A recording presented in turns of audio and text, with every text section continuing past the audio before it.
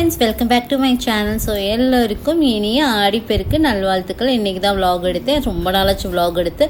So first இயற்கையிலேருந்து ஆரம்பிக்கலான்னு எங்கள் வீட்டு செடியில் 3 மல்லிகைப்பூ மொட்டு விட்டுருக்கு. ஸோ இங்கே பாருங்கள், 7:30 ஆகுது, ஏர்லி மார்னிங், காலை. சூரியன் வந்து சுல்லுன்னு அடிக்கிறாரு. ஸோ இன்றைக்கி சாட்டர்டேங்கிறனால கொஞ்சம் லேட்டாக தான் எழுந்திரிச்சோம். ஸோ மார்னிங்க்கு வந்து இன்றைக்கி ஆடிப்பெருக்குங்கிறனால சக்கரை பொங்கல் வச்சாச்சு. மத்தியானத்துக்கு வந்து நானும் பசங்களும்ன்ட்டு சிம்பிளாக, ஏன்னா ஹஸ்பண்ட் வந்து சாப்பாடு எட்டு போல் நைட்டு சாப்பிட்டுக்கலாம் அப்படின்ட்டு, அதனால் வந்து வெஜ் பிரியாணி செஞ்சுட்டு குக்கும்பர் ரைத்தா, ஏன்னா வெங்காயத்தை அப்படியே தூக்கி போட்டுறாங்க, அதனால் குக்கும்பர் ரைத்தா பண்ணிவிட்டு குட்டி உருளைக்கிழங்கு வந்து பொடி போட்டு ரோஸ்ட் பண்ணி வச்சுருக்கேன். ஸோ எங்கள் வீட்டு லன்ச் வந்து இன்றைக்கி வெஜ் பிரியாணி, அப்பளம், குக்கும்பர் ரைத்தா, அப்புறம் வந்து உருளைக்கிழங்கு பொடி ரோஸ்ட்டு. ஸோ 2 பசங்களுக்கும் வச்சுட்டேன். ஈவினிங் தான் நல்லா சாப்பிட்டோம். ஸோ வடை பாயசத்தோடலாம் வச்சு ஈவினிங் தான் சாப்பிட்டோம். ஸோ ஈவினிங் வந்து 7 o'clock ஆகிடுச்சு. என் ஹஸ்பண்ட் வர்றதுக்கு வந்தோடனே சாமி கும்பிட்டோம். இன்றைக்கி நெய்வேத்தியத்துக்கு என்ன பண்ணேன் அப்படின்னா, பாதுஷா, உளுந்த வடை, அடைப்பிரதமன், அப்புறம் வந்து கயிறு வந்து பெருக்கி போட்டோம்.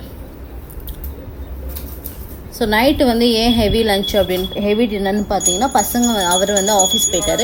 ஸோ பசங்களும் சொல்லிட்டாங்க, சரி மம்மி எல்லோரும் ஒன்றா சாப்பிட்லாம், இன்றைக்கி ஆடிப்பெருக்குக்கு நைட்டு சாப்பிட்டுக்கலாம் வடை பாயசம்ட்டாங்க. ஸோ அதனால் வடை பாயசத்தை நைட்டுக்கு கொண்டு போயிட்டோம்.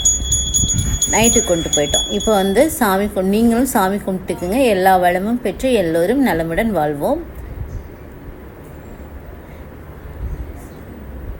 ஸோ பசங்களுக்கெல்லாம் கயிறு கட்டி விட்டாச்சு. இப்போ எனக்கு கட்டி விட்றாரு. எங்கள் மம்மி சொன்னாங்க, நீ வந்து வீட்டுக்கார்ட்ட கட்டிக்கடா, ரொம்ப நல்லது அப்படின்னாங்க. ஸோ அதனால் அவர் எனக்கு கட்டி விட்டுட்ருக்காரு. ஸோ எங்கள் வீட்டு டின்னர் இது தான். கடாய் பன்னீர் வச்சிட்ருக்காரு. இன்னொன்று வந்து வடை, உங்களுக்கு தெரியும்.